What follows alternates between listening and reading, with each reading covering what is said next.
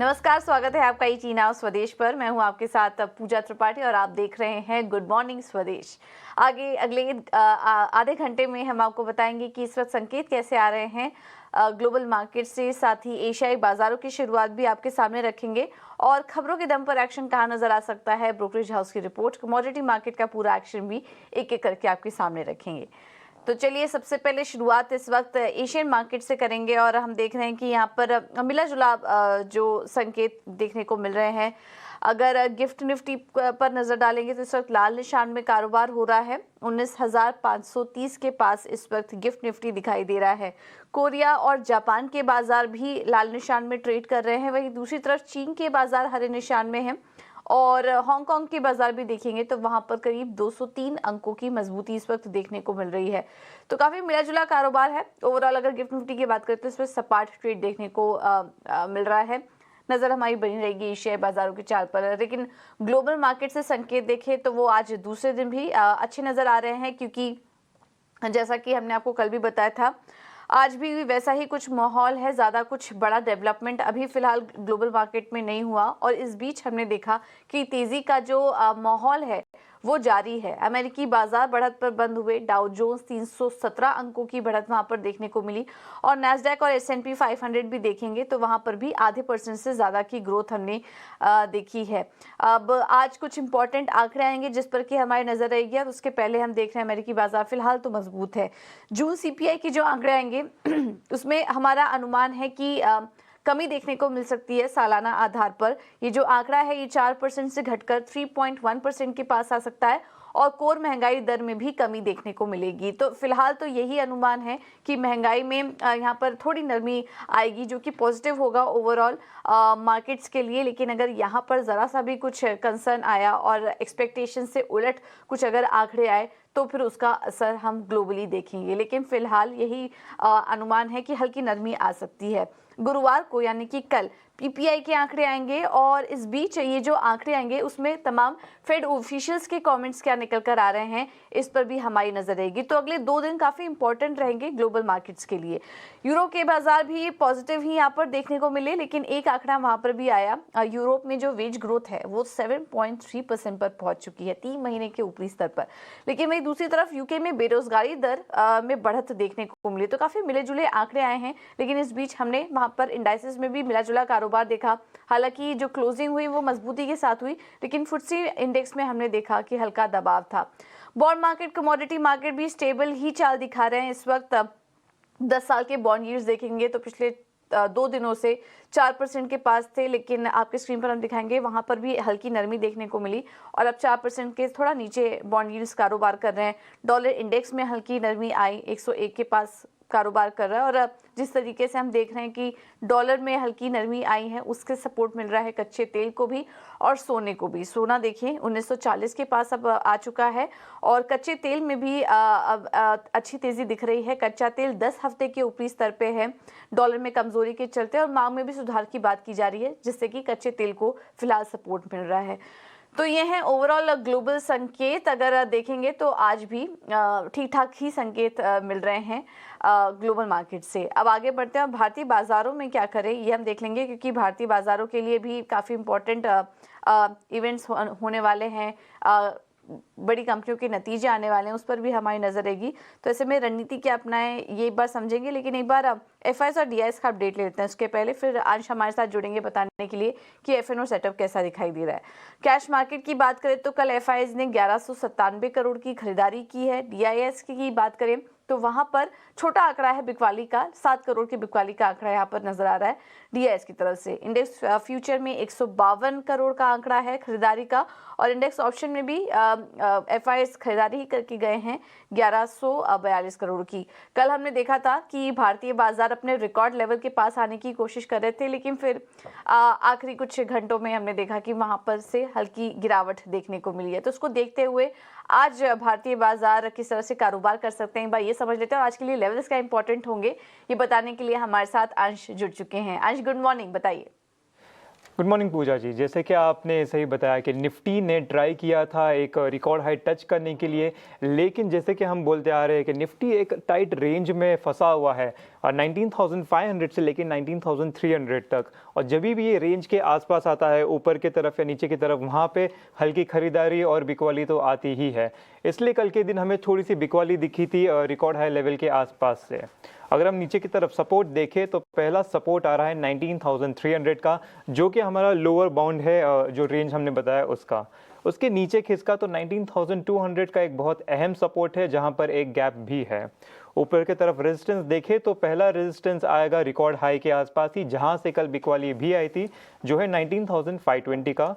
उसके ऊपर दूसरा रेजिस्टेंस हम देख रहे हैं 19,600 का। चलिए निफ्टी बैंक में आ जाते हैं। निफ्टी बैंक में देखेंगे तो थोड़ी हल्की बिकवाली सा दिखा था पिछले सेशन में। जो एक रेंज हम बताते जा रहे थे 44,800 से लेके 45,400 तक, उस रेंज के थोड़ा सा नीचे आकर क्लोज होता हुआ दिखा है निफ्टी बैंक। इसके चलते हम देख रहे हैं कि पहला सपोर्ट 44,450 का रहेगा, और वहाँ से नीचे खिसका तो दूसरा अहम सपोर्ट 44,150 का रहेगा। ऊपर की तरफ रेजिस्टेंस देखें तो साइकोलॉजिकल लेवल जो हम कहते हैं 45,000 का मार्क, उसे हम पहला रेजिस्टेंस मान सकते हैं, और वहाँ से ऊपर दूसरा अहम रेजिस्टेंस रहेगा 45,350 पर। थैंक यू अंश आपका ये सारी जानकारी देने के लिए। तो एक रेंज में फिलहाल अटका हुआ है बाजार, लेकिन इस बात का भी ध्यान रखिए कि अब अर्निंग्स जो हैं वो बाजार पर असर डालेंगी, और आज कुछ बड़े अर्निंग्स आने वाले हैं। कुछ बड़े आईटी कंपनियों के नतीजे आने वाले हैं, एफएमसीजी कंपनियों के नतीजे आने वाले हैं, उस पर हम आगे चर्चा करेंगे, लेकिन उसका भी असर मार्केट पर अब आगे आने वाले समय में दिखेगा, तो इस पर भी आप नज़र रखिए। फिलहाल ऊपर की तरफ 19,520 ये एक अहम रेजिस्टेंस नज़र आ रहा है। अगर उसके ऊपर निकला तो फिर हम रिकॉर्ड लेवल्स वापस से बनते हुए देखेंगे मार्केट में, लेकिन नीचे साइड पे भी 19,200 के अहम सपोर्ट है, उस पर हमारी नज़र बनी रहेगी। तो ये है मार्केट के कुछ अहम लेवल्स। लेकिन आज ट्रेड कैसे लें ये भी एक बार समझ लेते हैं, और हमारे साथ देवांग शाह जुड़ चुके हैं फोन लाइन पर बाजार पर रणनीति बताने के लिए। Devang, thank you so much ET now स्वदेश को समय देने के लिए। क्या लग रहा है आपको, बैंक निफ्टी और निफ्टी में ट्रेड करना चाहिए आज कुछ? Good morning. और हम बात करें निफ्टी की, तो निफ्टी का ओवरऑल ट्रेंड पॉजिटिव है। हमने देखा एक शॉर्ट टर्म मूविंग एवरेज को सपोर्ट लेकर वापस अपसाइड रिज्यूम किया है। हमें आने वाले सेशन हमें कुछ कंसल्टेशन देखने मिल सकता है, बट ओवरऑल ट्रेंड की बात करें पॉजिटिव है। बाय एंड डिप्स की स्ट्रेटेजी रखनी चाहिए। जहां तक सपोर्ट की बात करें, निफ्टी फ्यूचर इमीडिएट सपोर्ट है 19,370 एंड रेजिस्टेंस की बात करें 19,600, ये रेजिस्टेंस है। तो हमें लगता है कि दायरे में देखने मिल सकता है निफ्टी। जहां तक बैंक निफ्टी की बात करें, बैंक निफ्टी में देखा थोड़ी वीकनेस दिखाई गई है कंपेयर टू निफ्टी। फिर भी ओवरऑल ट्रेंड की बात करें पॉजिटिव है, तो बाय एंड डिप्स की स्ट्रेटेजी रखनी चाहिए। 44,500 ये इमीडिएट सपोर्ट है बैंक निफ्टी फ्यूचर के लिए। 45,200 ये रेजिस्टेंस है, तो हमें लगता है बाय एंड डिप्स की स्ट्रेटेजी रखनी चाहिए बैंक निफ्टी में। ठीक है, तो निफ्टी और बैंक निफ्टी अभी ओवरऑल फिलहाल ट्रेंड पॉजिटिव ही नजर आ रहा है। बाई ऑन डिप्स की रणनीति अपनाने की राय देवांग यहाँ पर दे रहे हैं। देवांग, इसके अलावा स्टॉक स्पेसिफिक रणनीति क्या होगी आपकी तरफ से?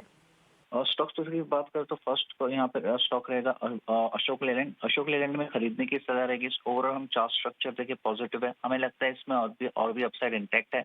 यहाँ स्टॉप लॉस रखना चाहिए 162 का, टारगेट है 173। नेक्स्ट स्टॉक रहेगा फेडरल बैंक। फेडरल बैंक की हम बात करें, हमने देखा है रिवर्सल पैटर्न देखने वाला है स्टॉक के अंदर। एक हमें शॉर्ट टर्म मूविंग एवरेज को सपोर्ट लेकर स्टॉक ने अपसाइड रिज्यूम किया है, तो हमें लगता है कि अभी भी इसमें अपसाइड देखने मिल सकता है। स्टॉप लॉस रखना है 132 का, टारगेट है 138.50।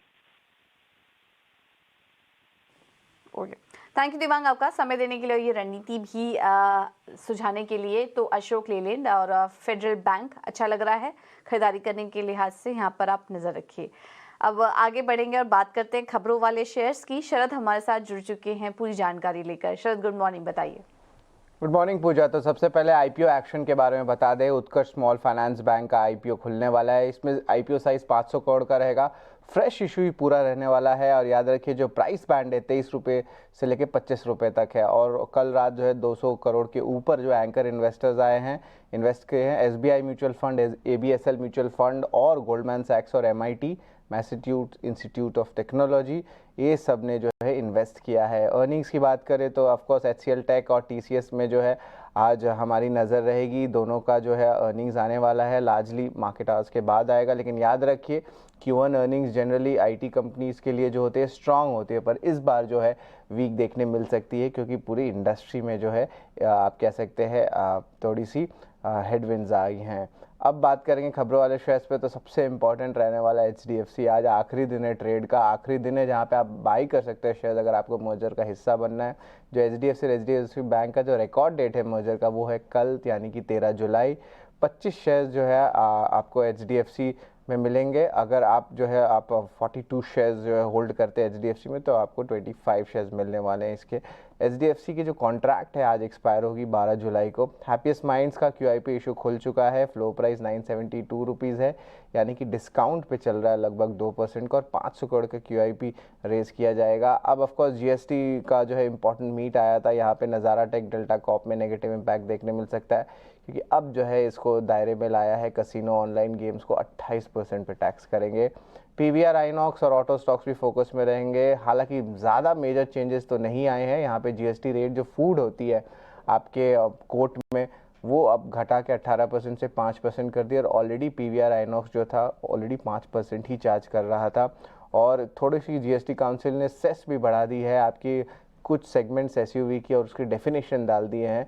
अब यहाँ पे जो है याद रखिए कुछ यूटिलिटी व्हीकल्स और SUVs के दाम 2% तक बढ़ सकते हैं, क्योंकि सेस में जो है 200 बेसिस पॉइंट्स का जो है इंक्रीज़ का अनाउंसमेंट आया है।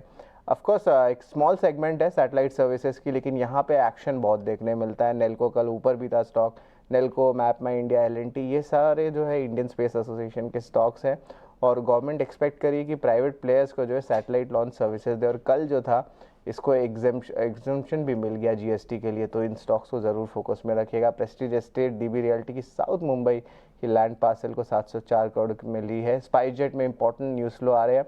DCGA जो है स्पाइसजेट को एनहांस सर्वेलेंस में डाला है। हालांकि एयरलाइन कह रही है कि ये क्लेम जो है पूरी तरह ट्रुथफुल नहीं है, और आज जो है कंपनी अलग से कंसिडर करने वाली है फंड्स जुटाने के लिए। LG इक्विपमेंट्स को 10 साल का सप्लाई ऑर्डर आ गया है ऑक्स कंप्रेसर्स और एयर यूनिट से, और ये सीमेंस से ऑर्डर आया है। ग्रीव्स कॉटन की जो EV आर्म है एम्पियर, उन्होंने लगभग 2 लाख EV टू व्हीलर्स बेचे हैं फर्स्ट क्वार्टर में। अदानी एंटरप्राइज 1250 करोड़ रेज किए NCD इशू द्वारा, और ये प्राइवेट प्लेसमेंट के जरिए हुआ है।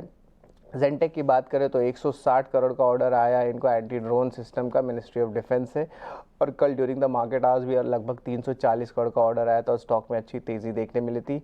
आखिरी में बात करेंगे लुपिन में, यहाँ पे उनके हेल्थ कैनेडा से जो है इनहेलर ड्रग का जो है अप्रूवल आ गया है।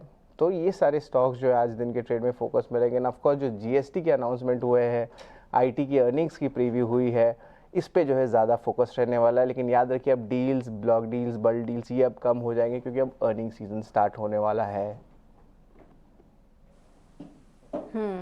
थैंक यू शरद आपका ये सारे अपडेट्स के लिए। तो ढेर सारी खबरें हैं, नतीजों पर फोकस रहेगा, और कॉर्पोरेट एक्शन भी काफ़ी सारे हैं HDFC से जुड़े, उस पर भी नज़र रखिए। अब चलिए आगे बढ़ते हैं और एक अहम खबर की तरफ आपको लेके चलते हैं, जिसका कि इम्पैक्ट आज मार्केट पर भी दिखाई देगा। GST काउंसिल की बैठक में कई बड़े फैसले लिए गए। इसमें online gaming, casino, horse racing पर GST बढ़कर 28% हो चुकी है, जबकि सिनेमा हॉल में खाना पीना अब सस्ता होगा। GST काउंसिल के फैसलों पर पूरी जानकारी देने के लिए हमारे साथ प्रकाश प्रियदर्शी मौजूद है। प्रकाश बताइए। देखिए, GST काउंसिल की बैठक में कुछ बड़े फैसले हुए हैं। जो सबसे अहम फैसला था वो दरअसल ऑनलाइन गेमिंग, कैसीनो और हॉर्स रेसिंग के ऊपर GST से संबंधित फैसला लेना था। GST काउंसिल ने यह फैसला लिया है कि ऑनलाइन गेमिंग, हॉर्स रेसिंग और कैसीनो पर यूनिफॉर्म 28% GST जो है वो लगाया जाएगा।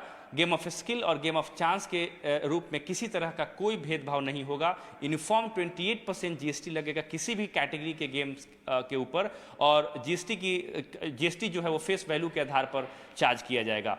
इसके अलावा एक और अहम फैसला हुआ है, वो दरअसल स्पोर्ट्स यूटिलिटी व्हीकल और मल्टी यूटिलिटी व्हीकल के ऊपर जो 22% सेस लगाया जाता है 28% GST के ऊपर, उससे संबंधित कॉम्प्रिहेंसिव डेफिनेशन जो है उसको GST काउंसिल ने निर्धारित कर दिया है।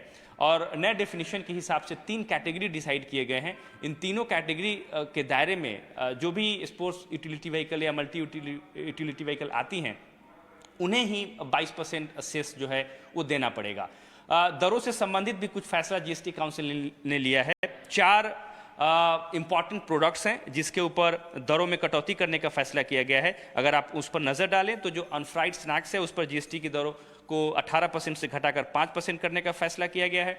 इसके अलावा फिश सोल्यूबल पेस्ट है, जरी है और साथ ही साथ एलडी स्लैग है।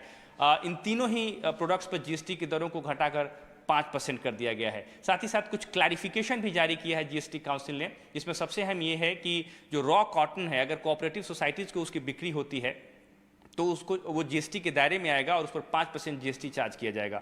उसी तरीके से फूड एंड बेवरेजेस की अगर आप बात कर लें, सिनेमा हॉल्स में अगर फूड एंड बेवरेजेस की बिक्री होती है तो उस पर 18% नहीं बल्कि 5% जीएसटी लगेगा। इसको क्लैरिफाई किया है जीएसटी काउंसिल ने। जाहिर तौर पे लोगों को इसका फायदा होने जा रहा है। साथ ही साथ एक और इम्पॉर्टेंट मसला था जिसमें सर्टेन कैटेगरी की जो कैंसर ड्रग्स हैं उसके ऊपर आईजीएसटी में एग्जेम्पशन देने का प्रस्ताव था काउंसिल के सामने, उसको भी मंजूर कर लिया गया है। और नए फैसले के हिसाब से इस तरह के जो सर्टेन कैटेगरी के कैंसर ड्रग्स है उसके इंपोर्ट पर 12% आईजीएसटी में छूट देने का फैसला काउंसिल ने किया है। थैंक यू प्रकाश आपका ये सारी जानकारी देने के लिए। तो ये जो फैसला आया है इसका असर आज हम देखेंगे कुछ स्टॉक्स पर भी पड़ सकता है, नज़ारा जैसी कंपनियों पर इसका असर पड़ सकता है और साथ ही सिनेमा हॉल, पीवीआर, ये सभी स्टॉक्स आज फोकस में रहेंगे।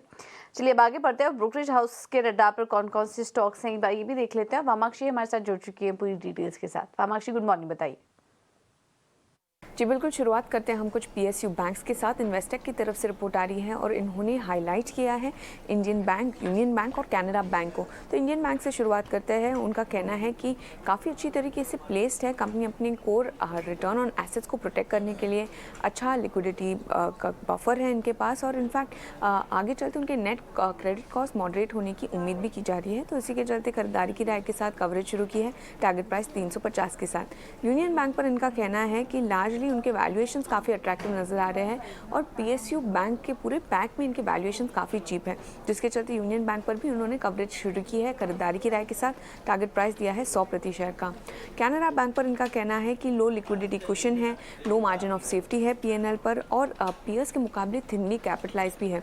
तो इसी के चलते कैनरा बैंक पर उन्होंने बिकवाली की राय के साथ कवरेज शुरू की है, टारगेट प्राइस 315 के साथ। इसके अलावा जोमेटो भी हमारे रेडार पर। मॉर्गन स्टैनली की तरफ से Q1 प्रीव्यू आ रहा है और वो एक्सपेक्ट कर रहे हैं अच्छा क्वार्टर जोमेटो की तरफ से।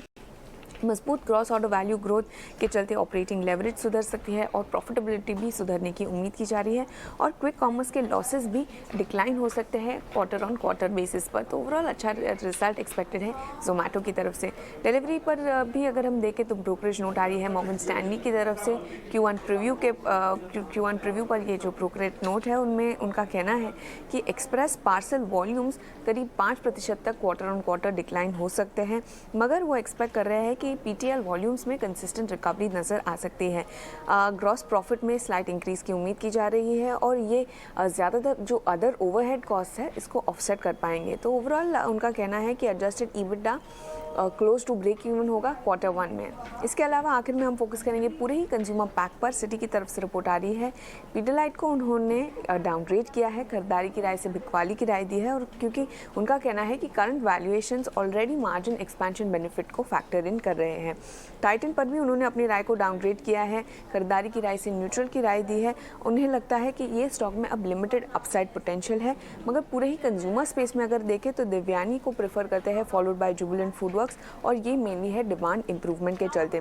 पेज इंडस्ट्रीज हालांकि इनकी टॉप सेल रिकमेंडेशन है क्योंकि इन्हें यहाँ पर डाउनसाइड रिस्क नजर आता है। ओवरऑल ये था कंज्यूमर पैक पर सिटी की तरफ से रिपोर्ट और इन सारे तमाम ब्रोकरेजेस पर आपकी नज़र होनी चाहिए आज के ट्रेडिंग सेशन के लिए। बिल्कुल, बहुत बहुत शुक्रिया वामाक्षी आपका ये सारी जानकारी देने के लिए। अब बढ़ते हैं कमोडिटी मार्केट समझने के लिए और हमारे साथ अजय कीड़िया जुड़ चुके हैं फोन लाइन पर। Ajay, thank you so much समय देने के लिए।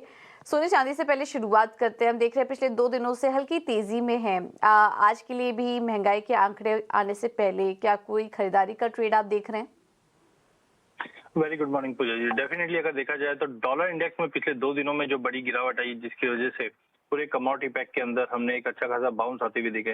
सबसे पहले अगर सोने और चांदी की बात करें तो यहाँ पे हम देख रहे हैं कि हॉकी स्टोन के बावजूद गोल्ड एंड सिल्वर थोड़ा सपोर्ट लेके चल रहा है कि डॉलर इंडेक्स इस वक्त भी अगर हम देखते हैं तो 101.50 के नीचे ट्रेड कर रहा है। तो आज के लिए हमें लगता है 58,600 पे गोल्ड को बाय करना चाहिए 58,400 के स्टॉप लॉस से। स्टडी रहेगा मार्केट, बट 58,900 से लेकर 59,100 तक का लेवल मिल जाएगा। वहीं अगर चांदी की अगर बात करें तो चांदी के अंदर भी अगर हम देख रहे हैं तो बेस मेटल को जिस ढंग से बूस्ट मिला हुआ है उसका सपोर्ट चांदी को भी मिलता हुआ दिखाई दे रहा है। इंटरनेशनल में $23.5 के करीब चांदी इस वक्त कंटिन्यू ट्रेड कर रही है। 70,900 के करीब लेके चलिए। 70,400 के स्टॉप लॉस से 71,500 से 72,000 तक के लेवल हम चांदी में देख पाए। आज का डेटा काफी इंपॉर्टेंट है, बट ओवरऑल डॉलर में जो गिरावट है वो कहीं ना कहीं सोने और चांदी को सपोर्ट देता हुआ दिखाई देगा।